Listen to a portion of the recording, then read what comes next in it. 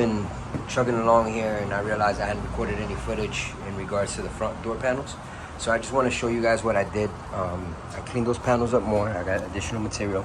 And then the other thing I did was I went to Home Depot and picked up a little bit of this foam, which is really cheap. So there you go. So the panel is completely stapled. As you can see, no breakthrough whatsoever, which is the main thing you have to watch out for. So that foam gave me that, and it also gave it a little bit more texture.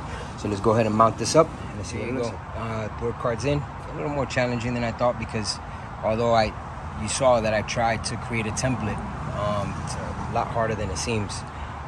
They're both done. That one's done, this one's done. So I'm vacuuming everything. They're kind of skitty. And I'm gonna do both sides. I got that seat out as well. So I'm gonna go ahead and vacuum this, brush it up, get it nice and clean, and then treat it with rust reformer. The seat out. I'm cleaning this up now, getting rid of this old plastic or rubber, whatever it is. I did order some new seat covers to match the rear ones, but they're not here yet in the meantime. So I'm gonna have this coming out pretty good, as you can see. The bottom is yeah, that bad. So it's now cleaned up. The rug action going there. I'm just waiting for the rubber mats. Then my wife will go. So I've been waiting for this. This is Climatex 27 by 20. It's a floor runner. It's a rubber mat, and it's 27 inches wide by 20 feet long.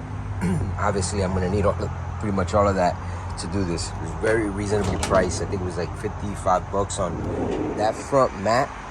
To buy it, it's about $200, no matter where you go. So what I'm gonna do is this is why I'm going down this route. She goes, snuck into the bus, start cleaning it. That's how I know she really likes this car.